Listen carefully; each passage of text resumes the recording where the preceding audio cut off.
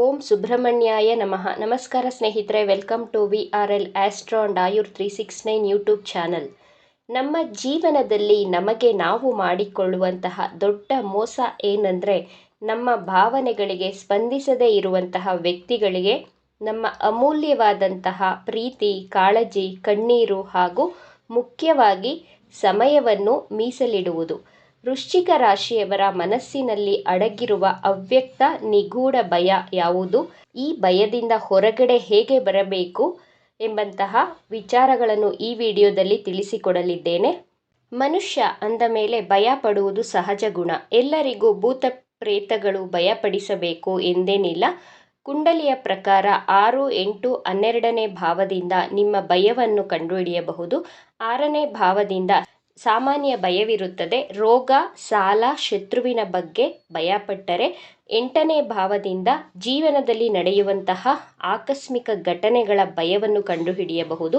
12ನೇ ಭಾವದಿಂದ ಏನನ್ನಾದರೂ ವಸ್ತುಗಳನ್ನು, ವ್ಯಕ್ತಿಗಳನ್ನು ಕಳೆದುಕೊಳ್ಳುವಂತಹ ಭಯವಿರುತ್ತದೆ. ಕಾಲಪುರುಷನ ಕುಂಡಲಿಯಲ್ಲಿ ವೃಶ್ಚಿಕ ರಾಶಿ 8ನೇ ಭಾವವಾಗಿದೆ. ಇದು ಜಲತತ್ವ ರಾಶಿ. ವೃಶ್ಚಿಕ ರಾಶಿಯ ಅಧಿಪತಿ ಮಂಗಳ ಗ್ರಹ, ಪಂಚಮಾಧಿಪತಿ ಗುರುಗ್ರಹ, ನವಮಾಧಿಪತಿ ಚಂದ್ರಗ್ರಹ. ಮಂಗಳ ಗ್ರಹ ಎಂದರೆ ಧೈರ್ಯ, ಸಾಹಸ, ಮುನ್ನುಗ್ಗುವಂತಹ ಗುಣ, ಕ್ಷಮತೆ, ನಿಷ್ಠೆ, ಹಠ, ನಾಯಕತ್ವದ ಗುಣದ ಪ್ರತೀಕ. ಗುರುಗ್ರಹ ಎಂದರೆ ಜ್ಞಾನ, ಸಂಸ್ಕಾರ, ಸಂಪತ್ತಿಗೆ ಕಾರಕ ಗ್ರಹ, ಆತ್ಮವಿಶ್ಲೇಷಣೆ, ಪ್ರಸಿದ್ಧಿಯನ್ನು ಪ್ರತಿನಿಧಿಸುತ್ತದೆ.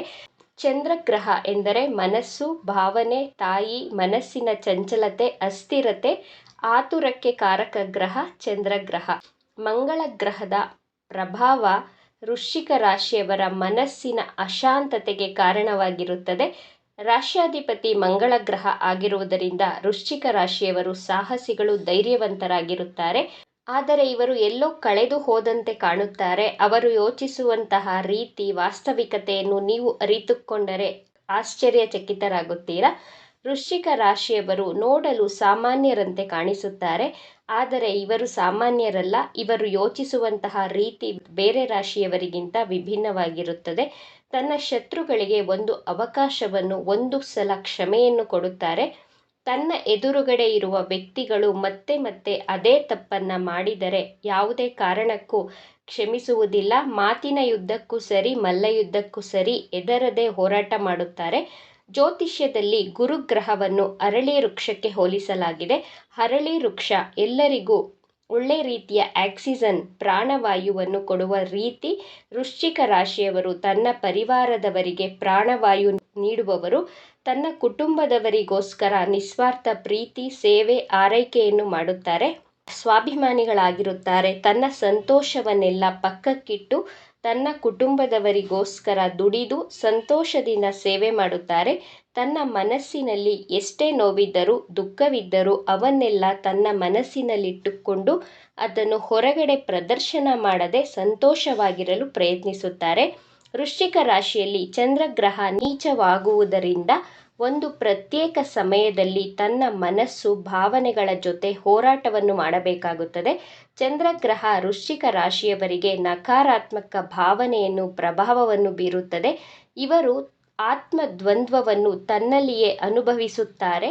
ಚಂದ್ರ ಹಾಗೂ ಮಂಗಳನ ಪ್ರಭಾವದಿಂದ ವೃಶ್ಚಿಕ ರಾಶಿಯವರು ತಾವು ಅಂದುಕೊಂಡಿದ್ದನ್ನು ಮಾತಿನ ಮೂಲಕ ವ್ಯಕ್ತಪಡಿಸುವಲ್ಲಿ ಸೋಲುತ್ತಾರೆ.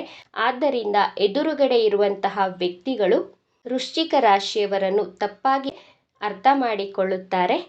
ಆದ್ದರಿಂದ ವೃಶ್ಚಿಕ ರಾಶಿಯವರನ್ನು ತಪ್ಪಾಗಿ ಅರ್ಥ ಮಾಡಿಕೊಳ್ಳದೆ ಅವರನ್ನು ಸಂಪೂರ್ಣವಾಗಿ ಅರ್ಥ ಮಾಡಿಕೊಳ್ಳಿ.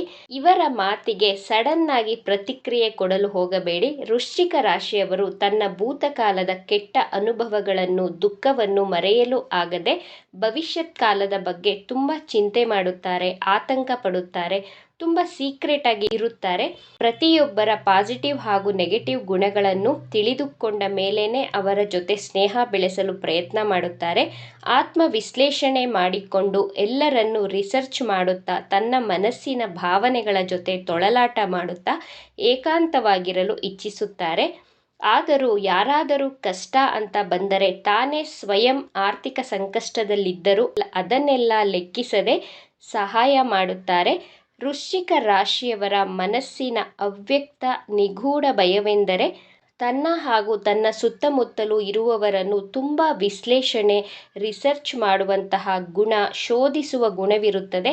ಈ ನನ್ನ ಗುಣವನ್ನು ಅನುಮಾನ ಪ್ರವೃತ್ತಿಯಿಂದ ಸಂಬಂಧಗಳು, ಸ್ನೇಹಿತರು ನನ್ನನ್ನು ತಪ್ಪಾಗಿ ಅರ್ಥ ಮಾಡಿಕೊಂಡರೆ, ನನ್ನಿಂದ ಅವರು ದೂರವಾದರೆ ಎಂಬಂತಹ ನಿಗೂಢ ಭಯವಿರುತ್ತದೆ. ಈ ಭಯವೇ ನಿಮ್ಮನ್ನು ಸದಾ ಕಾಡುತ್ತಿರುತ್ತದೆ. ಒಬ್ಬ ವ್ಯಕ್ತಿ ಸಂಬಂಧ ಅಂತ ಬಂದಾಗ ಪಾಸಿಟಿವ್ ಆಗಿ ನೆಗೆಟಿವ್ ಆಗಿ ಎರಡೂ ಸೈಡಿಂದನೂ ವಿಶ್ಲೇಷಣೆ ಮಾಡಬೇಕಾಗುತ್ತದೆ. ಯಾವಾಗಲೂ ನಾವು ಎಲ್ಲರೂ ಒಳ್ಳೆಯವರು ಎಂದುಕೊಳ್ಳಲು ಸಾಧ್ಯ ಆಗೋದಿಲ್ಲ. ಹೀಗೆ ವಿಶ್ಲೇಷಣೆ ಮಾಡುವುದು ತಪ್ಪು ಎಂಬಂತಹ ಭಯದಿಂದ ಹೊರಗಡೆ ಬನ್ನಿ. ನಿಮ್ಮ ಮನಸ್ಸಿಗೆ ಬೇಡಿ ಹಾಕಿಕೊಳ್ಳದೆ ಮುಕ್ತವಾಗಿ ಇರಿ. ನನ್ನ ಯೋಚನೆ ನೆಗೆಟಿವ್ ಆಗಿದೆ, ನನ್ನಿಂದ ಎಲ್ಲರೂ ದೂರವಾಗುತ್ತಾರೆ ಎಂಬಂತಹ ನಿಮ್ಮ ಮನಸ್ಸಿನ ಭಯವನ್ನು ಮುಕ್ತಗೊಳಿಸಿ, ನನ್ನ ಜೊತೆ ಎಲ್ಲರೂ ಕೆಟ್ಟದಾಗಿ ವರ್ತಿಸುತ್ತಾರೆ ಎಂಬಂತಹ ಭಯವನ್ನು ಬಿಡಿ. ನಿಮ್ಮ ಮನಸ್ಸಿನ ಮಾತುಗಳನ್ನು ನಿಮ್ಮ ನೆಚ್ಚಿನ ಸ್ನೇಹಿತರ ಬಳಿ ಮುಕ್ತವಾಗಿ ಹಂಚಿಕೊಂಡಾಗ ನಿಮ್ಮ ಮನಸ್ಸು ಹಗುರವಾಗಿ ನೀವು ಸಂತೋಷವಾಗಿರಬಹುದು. ನಿಮ್ಮ ಮಾತುಗಳನ್ನು ಸರಿಯಾಗಿ ಕೇಳಿಸಿಕೊಳ್ಳುವಂತಹ, ಅರ್ಥ ಮಾಡಿಕೊಳ್ಳುವಂತಹ, ಸರಿಯಾದ ಮಾರ್ಗದರ್ಶನ ಸಲಹೆ ನೀಡುವಂತಹ ಸ್ನೇಹಿತರ ಜೊತೆ ಸಮಯವನ್ನು ಕಳೆಯುವುದರಿಂದ ನೀವು ಈ ಭಯದಿಂದ ಹೊರಗಡೆ ಬರಬಹುದು. ಅಥವಾ ನಿಮ್ಮ ಭಾವನೆಗಳನ್ನು, ದುಃಖಗಳನ್ನು ಒಂದು ಪುಸ್ತಕದಲ್ಲಿ ಬರೆಯಿರಿ. ಆಗ ನಿಮ್ಮ ಮನಸ್ಸು ಹಗುರವಾಗುತ್ತದೆ.